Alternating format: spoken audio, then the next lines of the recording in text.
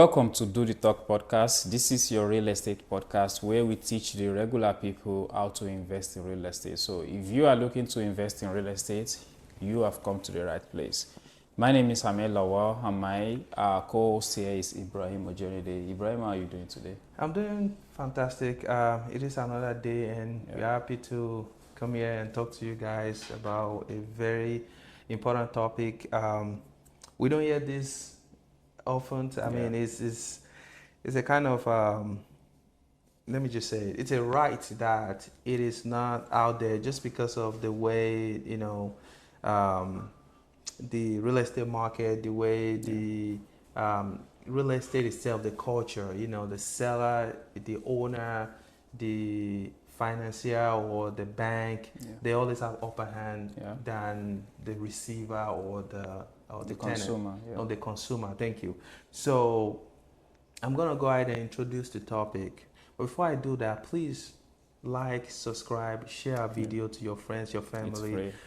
Believe me, this will benefit a lot of people, even here in Indiana, in the whole world. I mean, it's a very, very interesting topic. And the topic is, we want to talk about the tenant right. Yeah. Everybody has a right. Because you are living in an apartment, in a house, in someone condo, someone townhomes, you do have a right. Okay, so we want to go over that today, and no other person than Ahmed will start us on this because he's a property manager, as you guys know. So he knows the right, the landlord's right, the tenant's right, and even the property manager's right. So everyone has a right, and no one should step on the other person's right just because he or she feels like it. Everything has to be in accordance to the law. Absolutely. So Ahmed, how can you start us up with this on this topic? Thank you, Ibrahim. So basically, everybody does have a right. Yes. And the agreements between the owner, the property owner, or the property manager with the tenants that are living in the house, it states all those rights. However, what those agreements usually emphasize more on is the landlord right or property manager right. So the tenants sometimes get buried and they don't really know what's their rights. So you do have your obligation to your landlord, which is paying your rent and all that, but they have obligation to you too. So that is what we are about to treat here. So if this is like, so not even if everybody, property owner needs to hear this because they need to know, and so that they don't overstep the tenant's right. And tenants need to know this so that you can know when your right is being violated. So the number one thing for me is habitability of the house. So the house needs to be habitable. You must have basic things like heat, AC, if that is the agreement you have. I know of some houses that the tenants provide like the window AC. And that is in the agreement. So that is fine. That is absolutely all right. But if that is you, then know that if you have in the agreement whereby the tenant are supposed to provide AC for you, then yes. The heating system of the house, the hot water is compulsory. Water is going to come to the building as cold water, but when it got to the water heater, that is, so they need to make sure the water heater is working. Those are very, very big parts that can. Windows, a house that doesn't have window, that means anybody can just jump in and just rob you and get away without any sort of protection for you.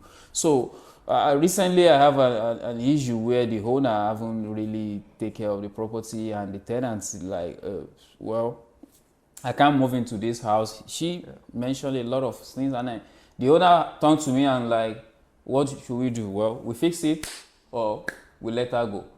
There's no agreement here because everything that she just pointed out is valid. So we cannot hold out to that, and which is what property manager will do for you, especially the good ones that doesn't want you to go to jail. Because some property manager will be like, well, she signed an agreement. No, everybody does have their rights. So if our right is being violated, then she have a choice to walk away Yeah. from the from the contract. So those basic things, you have right to it. As well as another big one, whenever a landlord or property manager want to come in reasonable time, standard time in state of Indiana is 24 hours. Yeah. So let's say they want to come fix something, they want to come do inspection. Standard reasonable time is 24 hours for the notice. Hey, we are coming to do inspection tomorrow, because they need to be coming in to make sure everything in the house is working perfectly, so that when the time comes when you are moving out, they don't get swamped with maintenance, right? So it is your right for them to notify you ahead of time. And if you are not going to be available, or you don't want them to come at that time, you need to respond promptly. Because when they give you 24 hours notice and 1 hour to the time you tell them you're not going to be available, well, they can go in. It's as simple as that. So I went into one of the tenant's house when we are doing inspection. We gave her 21 days notice. Oh. Reminded her 7 days. Reminded her 24 hours. And she wasn't around. Well, we can't stop you from going to work if you need to work at the time of the inspection. Correct. Then we called her while we are at the door, like, hey, we are going in, we want to do inspections. It's like, no, you don't have. I'm like, no, we do have right to go in. We already give you way too much notice than you even deserve to. So we went in, we do our inspection, and we are out. So, but the right to notification, reasonable time, they need to give you reasonable time. That's right. They cannot just show up at your door and say we want to go in. No, it doesn't work that way. If they have notified you ahead of time, then they can go in. And you don't object to it. That's another tricky part of it. Tenants can object to it. Okay, I don't want you to come at a certain time, and they need to give you reason. Okay, my autistic child sleep at that very time.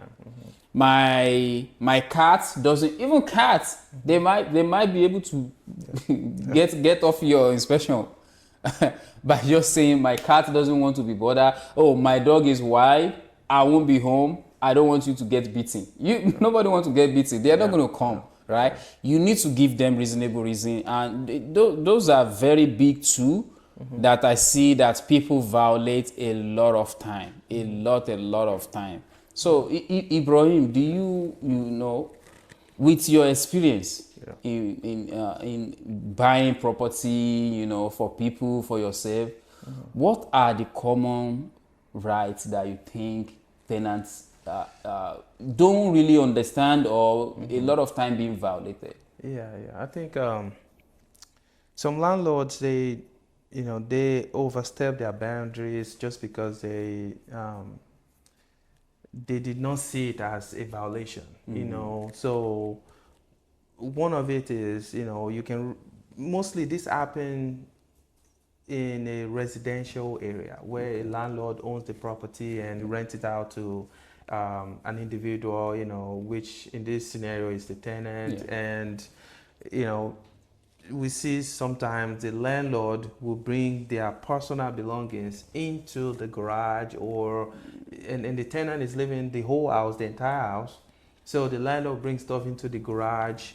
And if you look at it, besides if there's really a concrete agreement that the garage is off Limits of the contract, where the tenant shouldn't put anything, a car or anything in the garage, the landlord shouldn't bring their personal belongings into the garage, because that garage is supposed to serve for the entire house, like whoever lives in there. And the fact that it has been leased to a tenant, the tenant should have the right in the garage and the driveway and everything. So if you are leasing a house out completely to an individual, like, okay, this house is for you, the garage, everything should be part of the deal. Now, who says it has to be? It's not like it's a law, you know. If they sign an agreement that yes, this garage is off the deal, then that's fine. It's just that most of the time there's nothing like that. There's no documentation saying that the garage should be off the lease and the tenant cannot use it. What we see is that the landlord just feel like, okay, I'm the owner of the house. I can just do it. I can just put stuff in the garage. If you are experiencing something like that and you are not happy with that as a tenant, you do have a right to call the landlord into an order like, hey, in the agreement, we didn't sign anything about like you will be using the garage. This garage is supposed to be part of the deal. If that's how it is, advertised or how they list it out to you. So you're supposed to have that right to the garage. Now, some scenario where there's extra shed at the back or that as well, as long as it's the same package where you lease the house, you lease everything. If the landlord really need anything or any part of the house, it's supposed to be in agreement. In a written agreement. Yes. Landlord cannot just bring their personal stuff just because maybe where he or she is living there is no shed or they don't have enough space and they just come and dump it to the other house because that shouldn't be like that. In most cases this happens because the landlord has upgraded to a bigger house. However, maybe the HOA will not let them do some certain things. Yeah, so in their mind they can just come and dump it to the other house. Okay, so that is not done. It shouldn't be done that way, especially when that person leases a house as a normal lease where they are there for like a year, 2 years, 3 years, 4 years. You as a landlord, you might be able to do this and without any consequences if that house is like a Airbnb or because those people are there just for fun. Temporarily. Yes, temporarily. They don't need to have access to the shed at the back. Even some doors are usually closed in the house for storage. Yeah, they don't need access to all that. So as a landlord, you should know when you are able to do some things without being in trouble. Because if you keep stepping on someone's boundary, let's say tenant A allows you to do that, when that tenant A moves out and now you get tenant B, you have to be careful because that person, if they know they're right, they might put you in, you might put yourself in trouble because if that person should report you, because that's like a violation. Without putting in a contract, you are violating their privacy. You are stepping beyond the boundaries, So we are not here to scare you. We just want everyone to know that as a landlord, you need to watch out. Tenant do have right. As a tenant, we also want you to know that you cannot just let your landlord step over your boundaries just because you feel like the house doesn't belong to you. Yes, but you are paying for it. You already pay for so it. The fact that you are paying monthly, you have a right. Just keep doing your side, which is paying your bill on time, your monthly rent on time. Everything else, you do have a right. So if something happened that is, something that you are not sure about and you feel like you are being violated, you can talk to the landlord. See what the landlord says first. And if the landlord is not ready to comply or not, open to dialogue, then you can enforce your right. So absolutely. So that's that. Ahmed, this is a topic that is a little controversial because sometimes the landlord, because they know that person or because they're from the same ethnic group, or they feel like, well, this person doesn't know it's ESR, right? I'm just gonna do it anyway. Or sometimes, the situation where the landlord just needs somewhere temporarily to keep some belongings and everything. So we understand all this, sometimes unexpected scenarios. Maybe you think your new house will let you do a shed. All of a sudden, the HOA comes and says, no, you can't do that. How do we fix this? To fix it, communication. Number one thing. Communication. Talk to your tenants. Let them know, okay, this is not part of the deal, but I would like to put this here for a so time period. Just because I need to get things together, like maybe take it to maybe I want to auction it, or you want to take it to storage facility, you know, or you want to compensate them. Okay, well, I'm just gonna give you a little discount. You know, just communicate. Let everyone feels like they are not being violated upon. I mean, they pay the rent.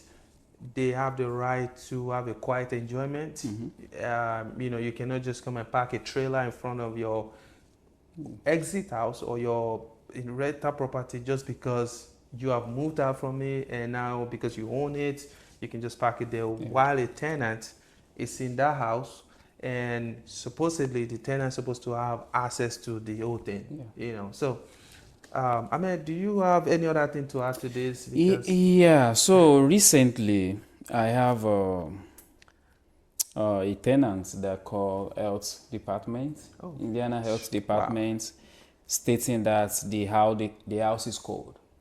Cold, okay. Okay.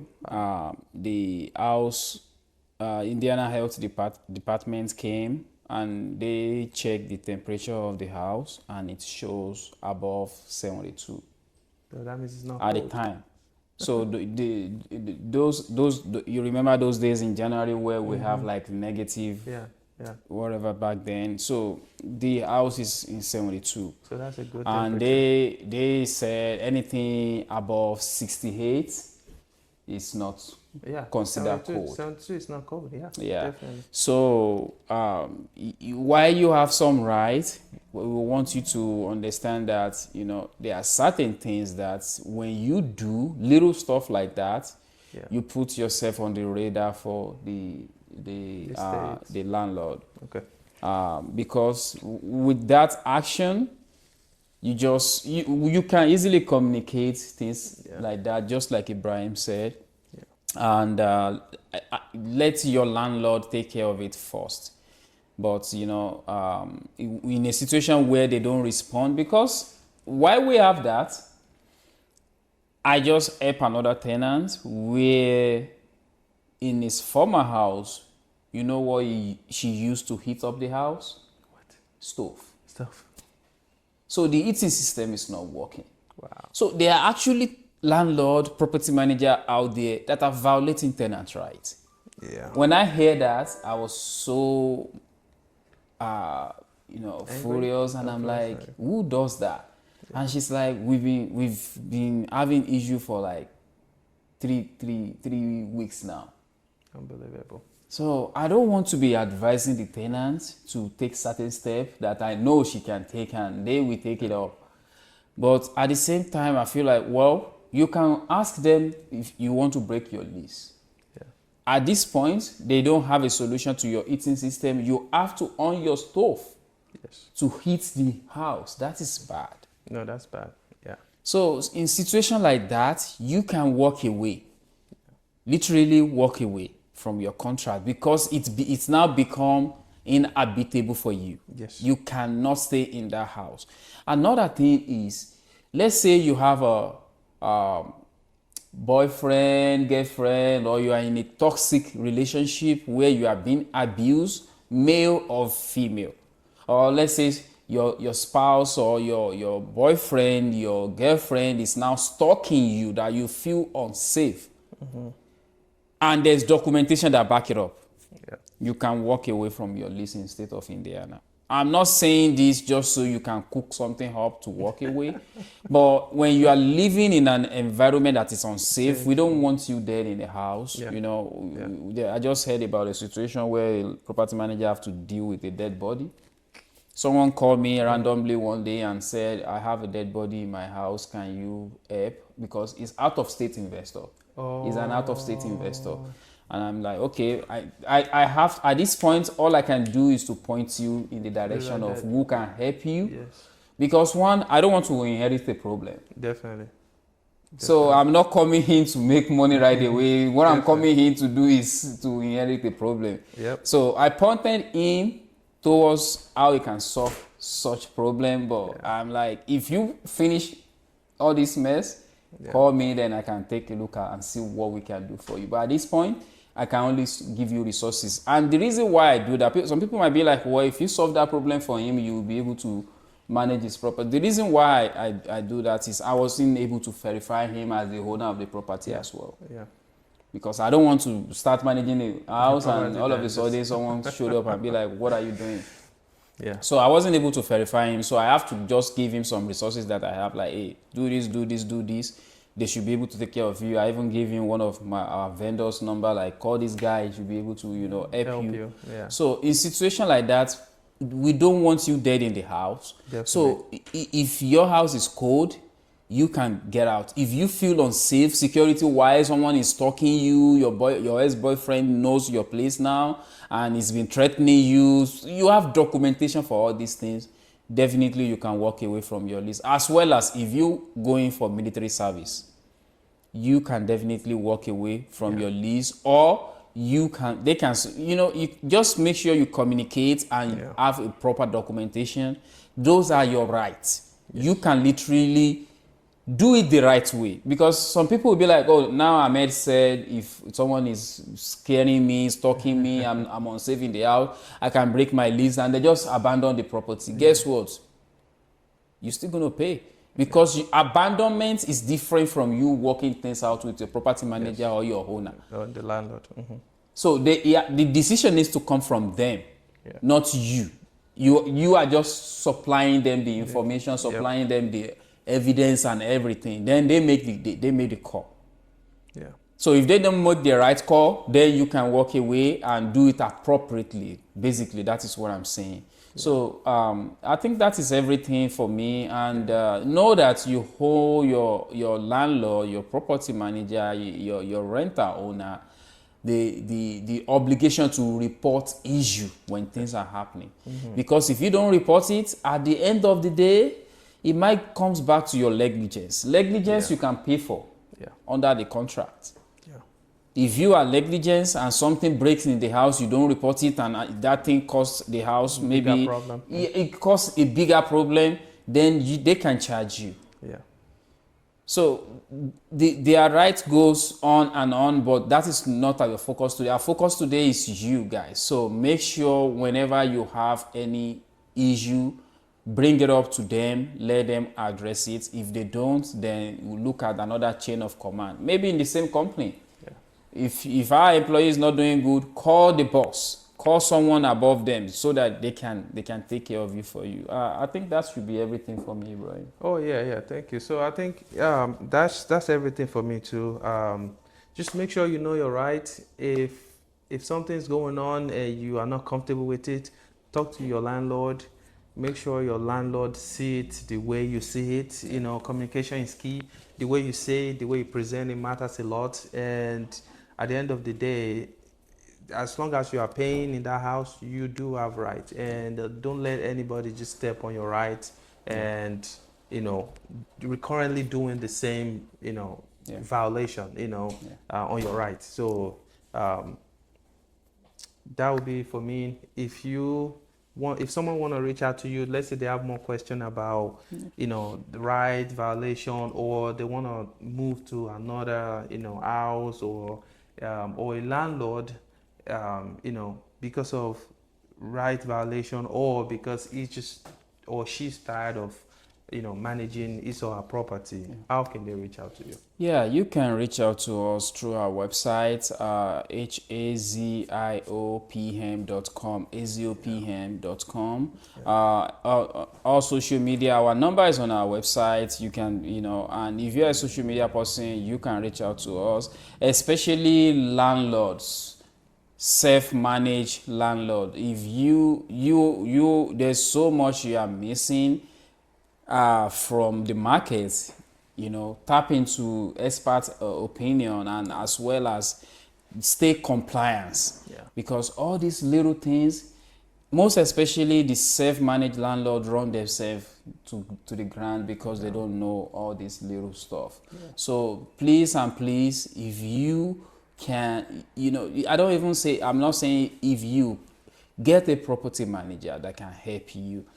One, it gives you more time to look for other deals. It gives you more time to take care of a family, as well as you can stay compliant. They can watch your back for you while you are asleep. So You can reach us on any social media. AZUPM is our handle, and we will be responding to you as quickly as we can. Ibrahim, people want to buy a house. Once they buy it, that is when they sell it to us. So how can people reach out to you? Yeah, they can go to ibrealtors.us. That's our website. Again, ibrealtors.us. Just type it on your phone. You go to our website. There's a link to our WhatsApp, link to Instagram, link to Facebook. You can DM us if that's how you like it. That's how you prefer. I mean, if that's what you prefer, you can DM us. We'll walk you through the whole process, and it's gonna be a win-win. All Okay. right. So Until next time, thank you. stay blessed. Yeah, bye-bye. Bye.